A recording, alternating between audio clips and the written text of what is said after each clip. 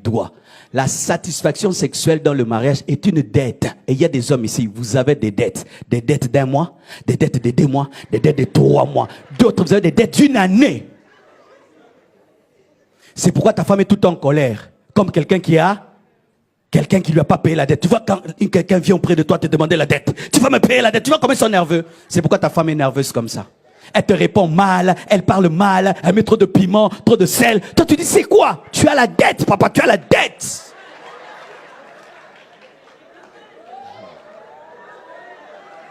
Donnez-moi la main. Souvent, nous, les hommes, nous parlons. Comment ça? Mais les femmes, surtout en Afrique, en Europe, elles parlent. Mais en Afrique, surtout à l'église, une femme insatisfaite a peur de dire à son mari, je ne suis pas satisfaite. Et beaucoup meurent dans leur cœur. Et beaucoup même feignent l'orgasme, font semblant de connaître l'orgasme. Et quand le mari lui dit, c'était comment? Ah, c'était bien. Mais dans ce cas,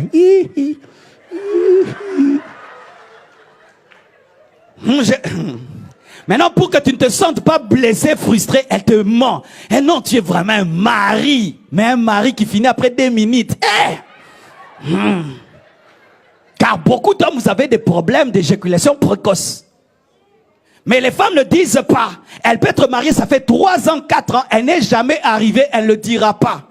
C'est pourquoi l'église, les pasteurs, nous parlons trop aux femmes, nous ne parlons pas beaucoup aux hommes de ces choses-là.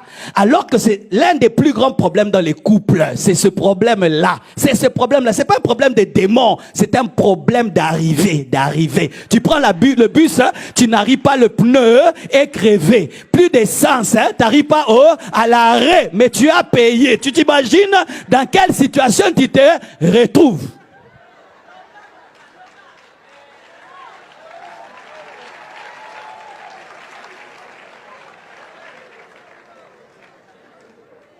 C'est pourquoi un homme doit bien manger. Papa, il faut manger. Et bien manger. Et savoir quoi manger. Et il faut faire du sport. Et si tu as un problème dans ce domaine-là, aie l'humilité de voir un autre homme lui dire, tu fais comment? Et voir même des médecins. Et vous les garçons, chaste, converti à l'âge de 10 ans, marié à l'âge de 30 ans,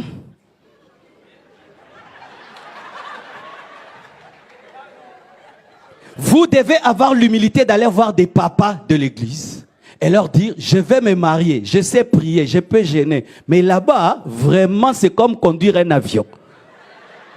Et on t'enseigne. Mais le problème, nous avons tellement de honte dans ce niveau-là. Et nous bénissons beaucoup de mariages ici. Mais ces jeunes ne reviennent pas nous dire, surtout les filles, ne reviennent pas nous dire ce qui s'est passé ce jour-là. Elles ne reviennent pas. Et on leur téléphone. C'était comment? C'était bien. Mais dans le cœur, une est venue me dire, pasteur, j'attendais, mais j'ai même pas décollé.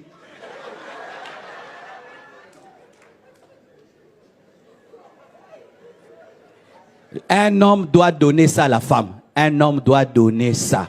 Si tu ne donnes pas ça, tu as une dette. Plus qu'une dette d'1 million de dollars. C'est pourquoi ta femme est en colère, elle te répond mal, et tout. Mais comme c'est une Africaine, elle ne peut pas te dire parce qu'elle ne veut pas te blesser. Elle te répond et toi tu commences, j'ai maintenant ma femme, les démons attaquent ma femme. Ma femme vraiment est très attaquée. C'est toi l'attaque, tu l'attaques. Et maintenant quand tu viens vers elle, elle ne veut pas. Oh, ma femme ne veut plus. Mais parce que, même si elle veut, tu ne feras rien.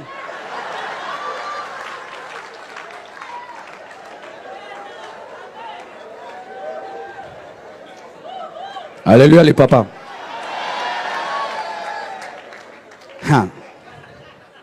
Un homme peut te parler de tout. De son business qui ne marche pas. Il peut te parler de tout. Des affaires qui ne marchent pas. Mais venir te dire qu'il n'arrive pas à être un homme avec sa femme. Ah, les hommes ne le font pas. Et les hommes dans leur orgueil, ils meurent en secret. Et s'il est un homme de prière, il fait des jeûnes de 40 jours, de 20 jours. Il fuit la femme dans la prière. Tu penses que c'est la prière? Non, il fuit ses responsabilités. Il va mourir jusqu'à ce que la femme dira un jour la vérité. Ça fait 15 ans qu'il n'y a rien eu. Oh, je suis pasteur, ça fait 21 ans. Je sais ce que je dis. Je sais ce que je touche. C'est pourquoi, mon frère, si tu es célibataire, tu sens que tu n'es pas normal, ne te marie pas. Va d'abord être soigné.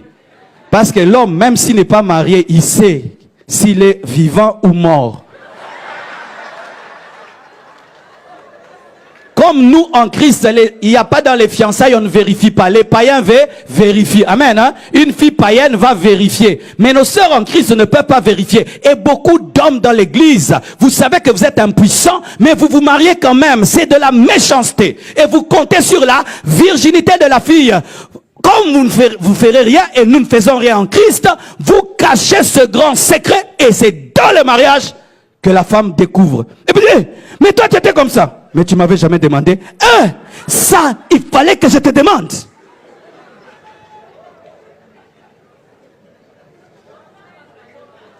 Non, c'est la vie de prière qui m'a paralysé.